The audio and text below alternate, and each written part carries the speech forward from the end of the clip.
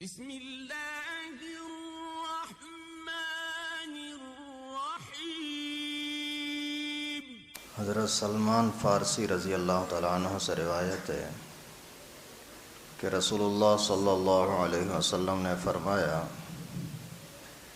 اگر کوئی شخص جمعے کے دن گھر سے نہا کر صاف ستھرا لباس پہن کر تیل لگا کر اور خوشبو لگا کر مسجد کی طرف آتا ہے،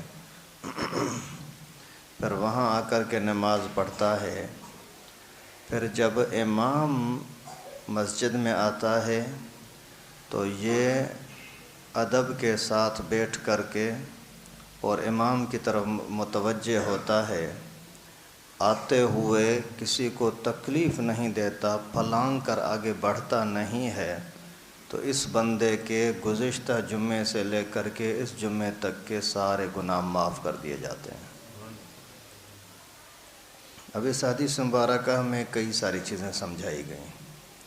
پہلے نمبر پر یہ کہ جمعے کے لیے نہانا بہتر ہے، سنت طریقہ ہے، نہلائیں۔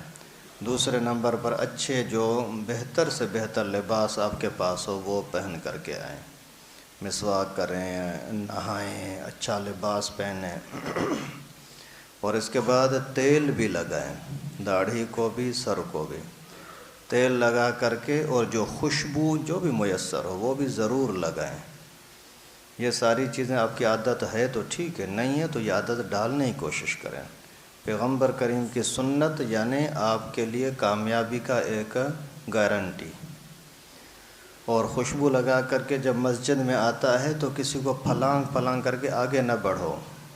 یہ جو مسجد میں بکنگ سسٹم کرتے ہیں نا، بھائی یہ جگہ میری ہے، یہ میری ہے، یہ میری ہے، یہ بہت بڑا گناہ ہے۔ اگرچہ آپ بکنگ نہیں کرتے لیکن لوگوں کو پتہ ہے کہ آپ اس جگہ پر بیٹھتے ہیں، یہ بھی اچھا نہیں ہے۔ جگہ تبدیل کرتے رہنا یہ مسنون طریقہ ہے۔ جہاں جہاں آدمی سجدہ کرے گا وہ جگہ قیامت کے دن آپ کے لیے گواہ بنے گی، جتنی جگہیں زیادہ تبدیل ہوں گی اتنا فائدہ ہے۔ اور پھر اللہ کے نبی صلی اللہ علیہ وسلم نے فرمایا پھلانگ کر کے آگے نہ آؤ، کیونکہ کسی کو اذیت دینا، تکلیف دینا بہت بڑا گناہ ہے۔